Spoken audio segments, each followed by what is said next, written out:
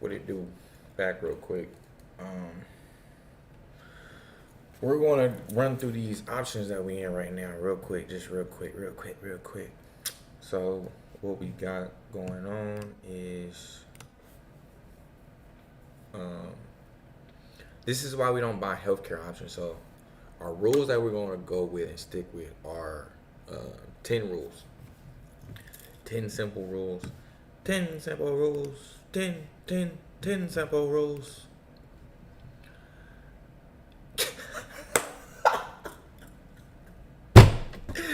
All right, G. I don't know where that came from. I don't know where the movie phrases are coming from today, but I'm having fun with them. Let's go. So look, the 10 rules we going by is number 6. No healthcare options. Get it? They too volatile. They move too much. Can't trust them. They just bad investments when it come to options plays specifically. I mean, over the long haul, if you can hold it for 6 months, 6 months a year. You feel me? Obviously, as a healthcare option is gonna go up. That's cool, but I can't do it no more, bro. I just can't do it. So look, we gonna look at MVO, right? I've been holding this contract. Well, why I put it up? I've been holding this contract since a month. You feel me? How we usually do. But where I bought the contract at was right here. You feel me?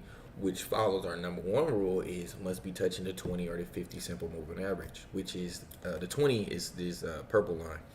So, um, because it counteracted rule number one conflicted with rule number 6, we not supposed to take that trade. That's why it's written down. That's why I keep looking at it. That's what's written down right here, right? So, and then another thing is, um, another rule that we broke, which is even crazier because this is why we gotta write the rules down. You dig? Is we doubled down on the healthcare option, which was by far not the smart move. So we doubled down twice. We feel me? Boom. We doubled down on it 2 times. And then a day later, we didn't even give it enough time. This is why you gotta go back, keep your records, and understand where you're trading, right? So of that week, right? Of that week, this is the last option of that month, of the prior month. This is why healthcare options are terrible. We even had a McKesson play that blessed us yesterday tremendously by letting us get out of it by bouncing back crazy. So look, this is the McKesson that we had just got rid of. You feel me? It had laid up something so crazy. I was hoping that it'd get there, and I wasn't even acting greedy. Soon as it hit the spot, I was gone. You feel me? Because look, blessings to the almighty stock gods. Cause this shit literally ran boom for one day. I'm talking about one day, right into the 50. You see right here? Boom, ran right into my little thing in front of me. Hold on. Wow. So look, right here, look, check me. It ran. This was yesterday, P. This was yesterday. My mouse got way over there. No wonders. Hold on. All right, look. So this was yesterday, P. So the date is right here in the top. Wow. See the date? Boom. This was yesterday. Boom. October 15th. It took basically, I was in this play way back here. McKesson. Let's go down on the McKesson. Let's go down on the McKesson. Boom. October 15th. That's when I got the, no. When I bought it. Show more. Hold on real quick. Boom. And I was about to double down. Y'all seen this craziness right here? Crazy. Crazy, man. September 20th is right cheer. September 20th is right cheer. It had great support. I thought, nah, support was right here. And it took a whole month to do it. And it just bounced back. And as soon as it bounced up, went right back down. Can't do it, man. Can't do them healthcare options. Cannot do the healthcare options. Understand what I'm saying? Don't do it. So we broke we broke 3 rules in 2 plays. Touching it, okay. They were touching the 2050, so the 20 and the 50, right? They both were touching. This one was touching right here on the 20th. Look, as you see, it's touching right there. Great support. Boom, boom, boom, boom, boom. Good support.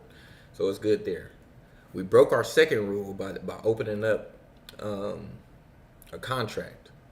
We committed to our third rule by buying red, selling on green. Buying red, selling on green. We focused on a company that sold a product, but it was a healthcare plan, which is not good. And then it says number 6, no healthcare options. Then number 7, even worse, for this Novel call, NVO, even worse, no foreign companies. These shit's in Denmark. No. Retarded. We did follow rule number 8 though, which is sell quick on quick surges, looking at the hour, the 30-minute and the 5-minute chart in order to get out. That's how I got out of that McKesson play. So I basically broke even on my McKesson, right? So look, I got it for 1070, sold it for 940. Not a bad. I was down the entire month, bro. A rack, 1100 down the entire time. Boom, one day sold it out of there. It had actually even got up to $600. The whole thing is though, I wasn't really looking at my phone. That's the problem. You feel me? I wasn't looking at my phone. I was being a little greedy. Once it got to like 1400, I tried to sell a contract. Nobody wanted it for $14. I ended up having to just settle for the 940. Or no, I got down it was at like 14. I tried to sell it, nobody wanted it, and then during that time it had pushed down to like $12, and I just had to sell it for whoever wanted to buy it. I didn't care no more at that point. Wow. So that's that. So let's run through the plays that we already in. So you already seen the McKesson and then the NVO. That's what's down right here. That's why the profile is able to get back and stay at 9 racks. So once these plays start like surging up, boom, boom, boom. We got a couple of them that's surging, but not really how I want them to yet. Like, once they start surging, we're going to basically see 12,000 like overnight. It's going to be like one day, boom, 12,000. Probably like a Wednesday or Thursday. And I'll probably say like maybe the 30th, maybe the 30th or the 24th. It's either the 24th or the 30th. Like, you can check me on that, guaranteed. 24th or the 30th. I don't want to make this video too long, so we have 6 minutes. We're going to run through these plays real quick. So, Deck, right? Boom. Deck, I rolled over my position from Deck. I had bought an earlier contract. I had bought the contract a little too early. And I had put my strike date a little too weak. You feel me? So, my strike call was... I don't know why I'm getting so many phone calls right now. My strike call was for 11/8. That's a little bit too long because Deck has earnings coming up on October 24th, as you see right here. And typical companies, this is like betting on Tom Brady or like freaking Patrick Mahomes or something. They've been beating the standard so many times. It's expected that they'll beat it, you feel me? And from what they're saying last time, they're basically doubling the expectations for earning per share. Meaning that the investors are getting a crazy kickback right now, which is seeming why the tight is getting, this is actually Deck right here, which is seemingly why the bars are getting a little lower. It have already hit all-time high. Now, throughout this time, they're reporting earnings again. Probably want to do a new all-time high. They're expected to make 1.2 billion from their other expectations of 800 million, which is a crazy increase. So we're going to see some good results here. You feel me?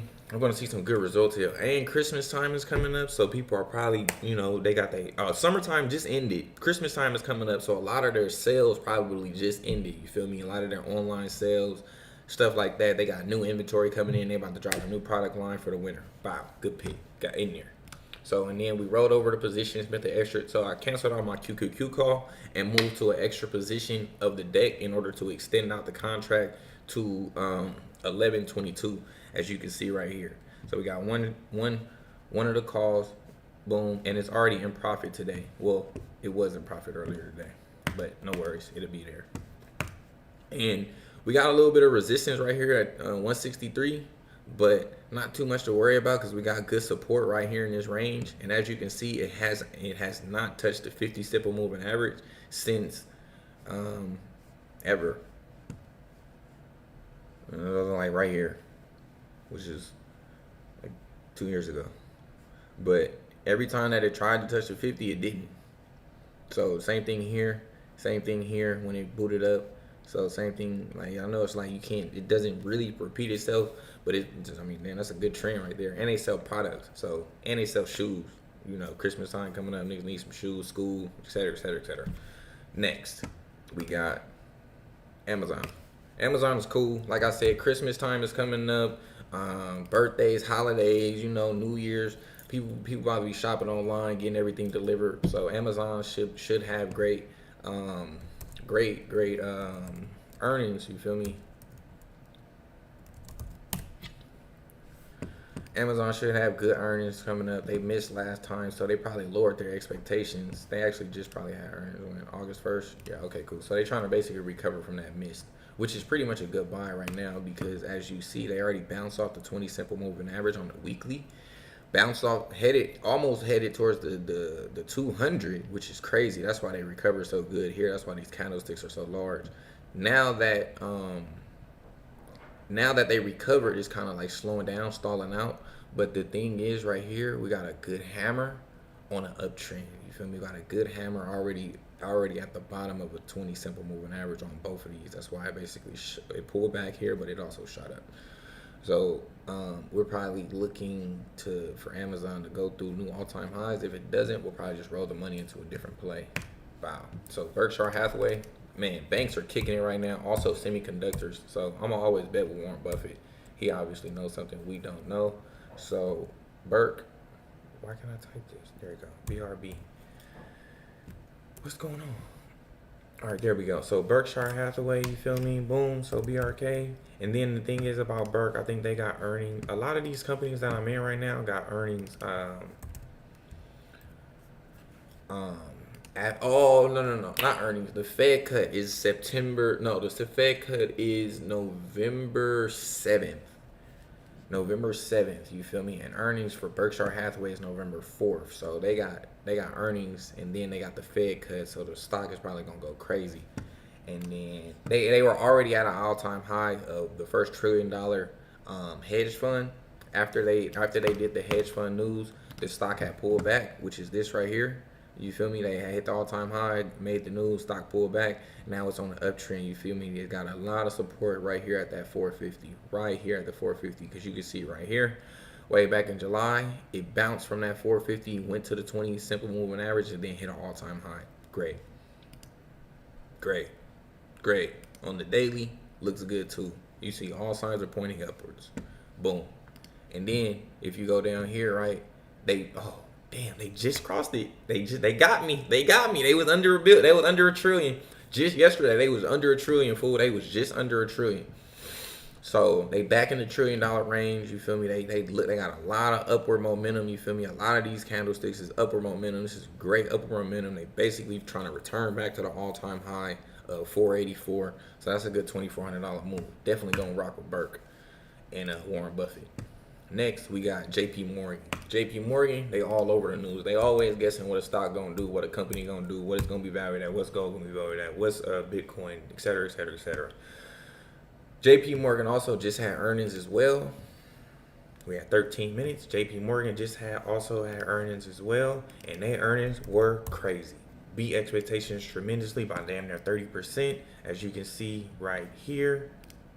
No, 9%. Beat earnings by 9%. Expectations are earnings by 9%, and also made more money than expected. So, as they roll out through the new year, with the Fed rate coming probably the Fed cut coming sometime in November, probably November 7th, we can definitely see that banks are heading towards the upward trend. Boom. So more people it's about to be more money out there for people to gain. So more money for borrowers, more money for banks, and basically they're going to be getting paid off interest. So we're going to stick with Berk, and then also more when the Fed rate comes, more money for people to take out loans, and also give it to Berkshire Hathaway in order to make great investments. Wow.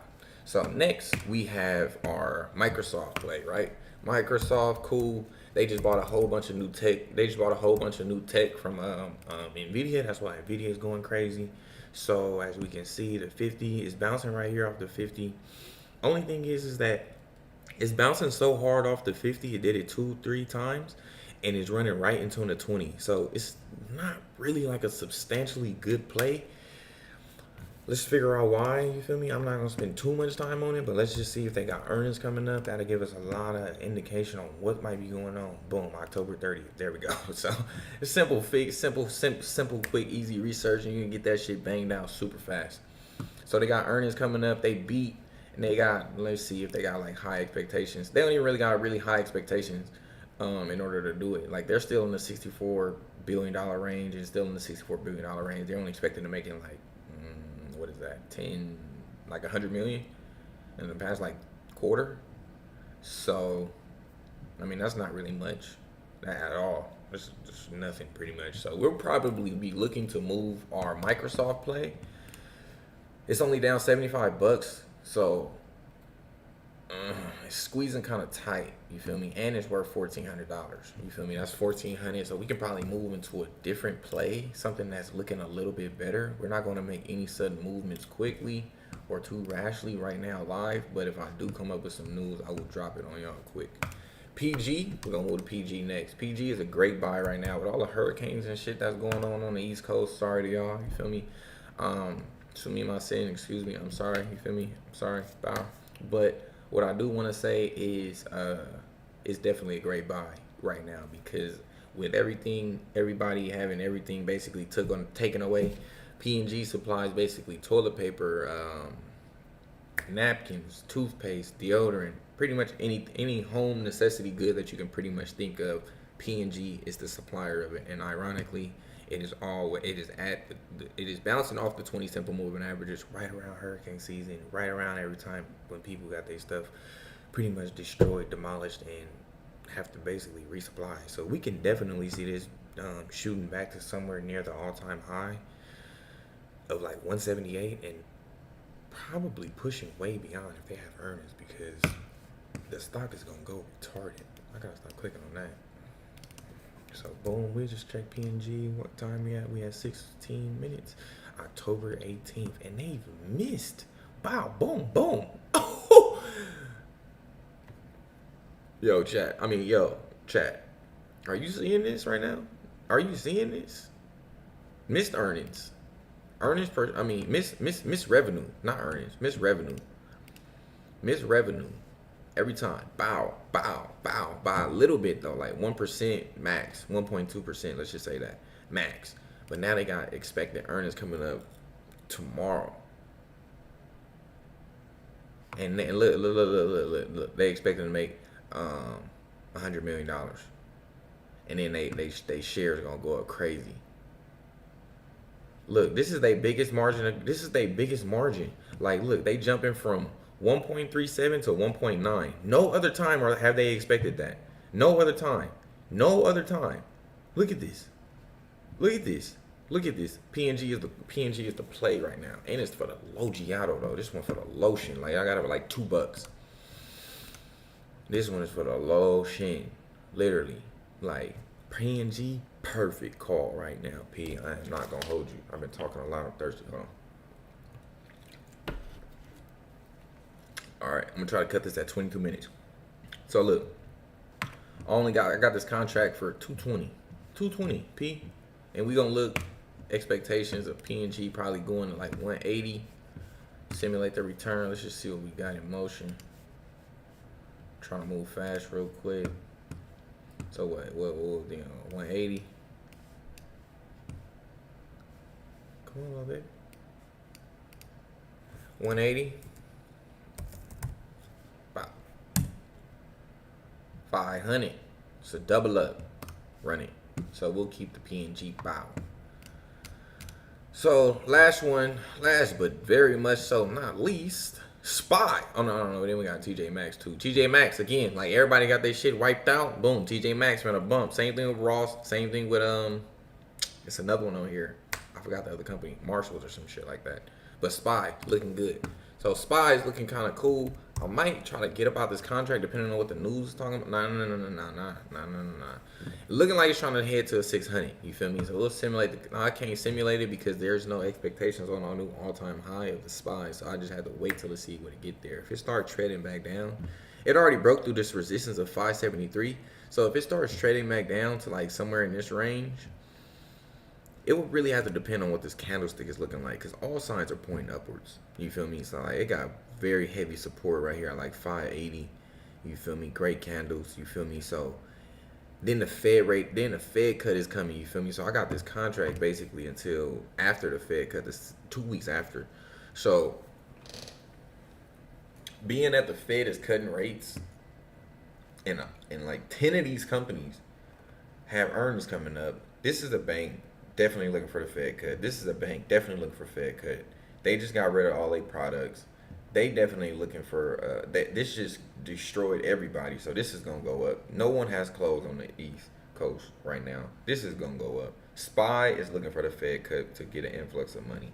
So we got pretty good calls, and I already said they already in profit pretty much 2 racks in the week, and they're only like a week into it. As you can see when I bought this Amazon contract. October 9th. That was last week. I think my oldest one is probably like JP Morgan. And we're at 20 minutes. So this is the last thing that I'm going to do is just show y'all the date that I bought these contracts. October 7th. They're all around the same time. So I bought them last week. So no trippy, man. No trippy, man. No trippy, no trippy, no trippy. Anyway, that's our stocks and our sports bets for today. We shall tune in Tuesdays and Thursdays at 9 o'clock Mountain Time. Get with me. All my links are in my bio. If you want to get in contact with me, my Instagram is CashIWill. My email address is cashlightgreen@gmail.com. Tap in with the kid. I'm here all day. Full-time investor. We're going to take these accounts from 9,000 to 100 racks, and I'm going to show you how to do it. We're taking these sports bets from, I think I put in like $60. We're going to try to, we're going to basically show you how to take nothing, build a strategy, follow the strategy, and make a lot of money from it, as I've already done like 10 to 12 times. But salute.